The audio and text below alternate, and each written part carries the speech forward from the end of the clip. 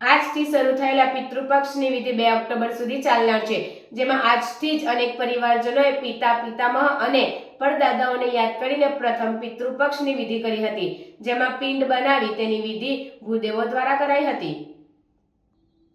આ વખતે પિતૃપક્ષ 18 સપ્ટેમ્બરથી શરૂ થઈને 2 ઓક્ટોબર સુધી શ્રાદ્ધની વિધિ કરી શકાશે. આ દિવસોમાં પિતૃપક્ષમાં પૂર્વજોને યાદ કરીને દાન ધર્મ કરવાની પરંપરા ચાલી આવી રહી છે.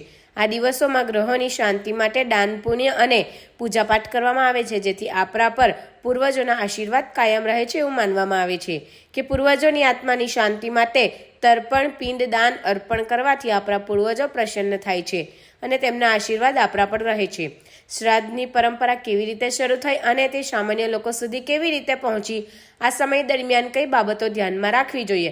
આપણા ધાર્મિક ગ્રંથોમાં આ બાબતે ઘણી વાતો કહેવામાં આવી છે. પિતૃપક્ષનું હિન્દુ ધર્મમાં વિશેષ મહત્વ છે અને પિતૃપક્ષ દરમિયાન દરેક વ્યક્તિએ તેની અગાઉની 3 પેઢીઓ પિતા, પિતામહ અને પરદાદા તેમજ તેમના દાદા દાદીનું શ્રાદ્ધ કરવું જોઈએ. પિતૃપક્ષની શરૂઆતના દિવસે પ્રથમ શ્રાદ્ધ કરવામાં આવે છે. આવી સ્થિતિમાં અશ્વિન શુક્લની પ્રતિપદા તિથિ અથવા 18 સપ્ટેમ્બર 2024થી પિતૃપક્ષ શરૂ થઈ રહી છે અને આ દિવસે પિતૃપક્ષનું પ્રથમ શ્રાદ્ધ કરવામાં આવશે. આ પ્રતિપદા શ્રાદ્ધને પડવા શ્રાદ્ધ તરીકે પણ ઓળખવામાં આવે છે. ઓમ વિષ્ણવે નમઃ. આજથી શરૂ થતા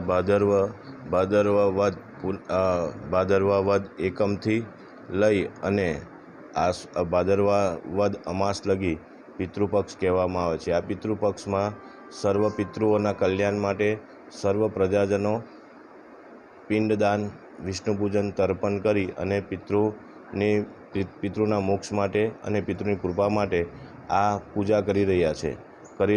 દર વર્ષે કરી છે. સનાતન ધર્મ પ્રમાણે દર વર્ષે કરતા રહે છે, જેથી પિતૃઓની કૃપા પ્રસન્ન થાય.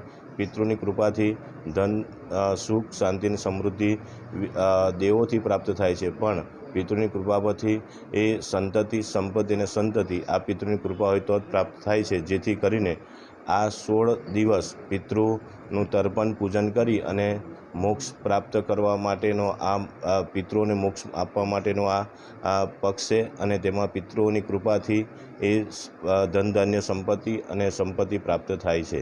જેથી કરીને સર્વેએ આ પિતૃપક્ષમાં પિતૃઓની પૂજા, તર્પણ અને પિંડદાન કરી અને પિતૃની કૃપા મેળવી અને પોતાનું જીવન સુખમય પ્રાપ્ત કરી શકે છે.